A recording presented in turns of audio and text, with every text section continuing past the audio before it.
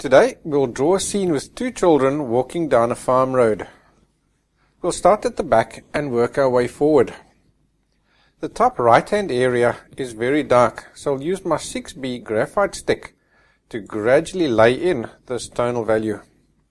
I then use a cloth and graphite dust to lay in the basic tonal values in the rest of the drawing. This gives me some graphite on the paper, which I can then add to or lift out as required. I will then go back and start refining the tonal values already there. The background is fully out of focus, so to get this bokeh effect, I make sure there are no hard transitions between the different tonal values.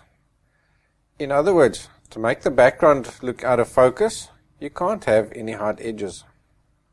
With the background out of focus, you don't really know what you're drawing, so I just concentrate on getting the random shapes in roughly the correct places. What's more important are the tonal values. So I darken using the graphite stick and lighten by erasing using a kneaded eraser.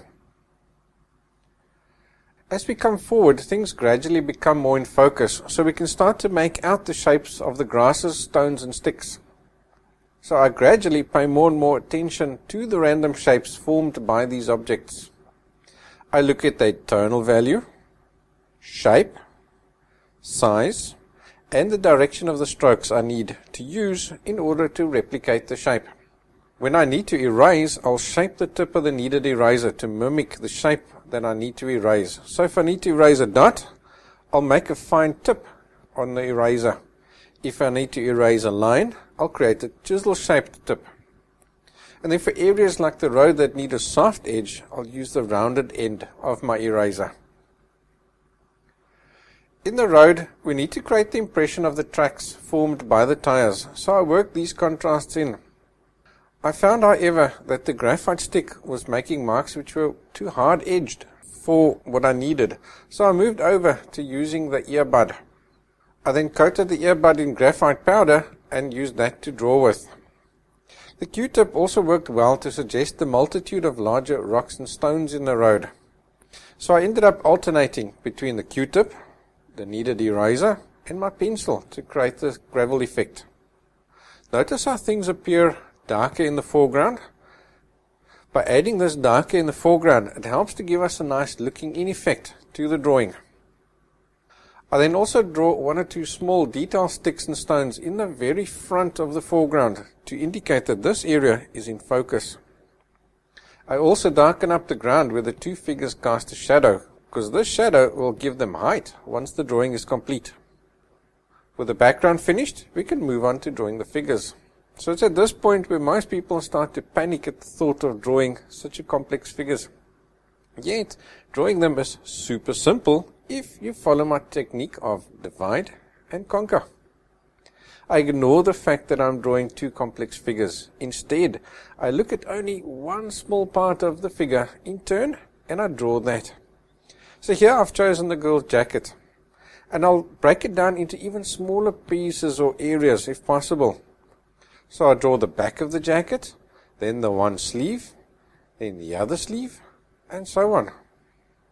As I draw each piece, I'm looking for changes in tonal value, the direction of those changes, as well as any shapes formed by the tonal value changes. I lay down these basic tonal values, then revisit the area to refine and define even further. And it's this refining and defining that suggests the detail. Drawing clothes is nothing more than a series of shadings as the fabric bends and folds. What you need to do is see what type of shading does that fold create. Is it a short, sharp shading or a long, gradual one? Does the shading go from very dark to very light, or is it somewhere in between? A good example of that is the shading formed by the girl's pants. The left leg has high contrast shadings, while the right has low contrast shadings. So concentrate on drawing one shading at a time in the correct place, at the correct angle, and at the correct tonal value. And before you know it, the figure will be complete and it'll look awesome. The girl's hair is very dark, so I block it in the direction of the hairs, leaving a few lighter areas to suggest detail in the hair mass. I then also add a few flyaway hairs at the edges to suggest more detail. Moving on to the boy, I draw the shapes in the beanie first and then suggest the white in the striped area second. You can also draw the shadings first and the pattern second if you prefer. You'll notice that I actually did that when I was drawing the girl's boots. I drew the shading first and then I added the stripes afterwards. The jersey is white, which means that the contrasts are going to be very low, so you need to look carefully to spot these shadings. They are there though, and you need to draw them in, otherwise the jersey will look flat. And with these shadings complete, you can add the design to the jersey, paying careful attention to the direction of these designs.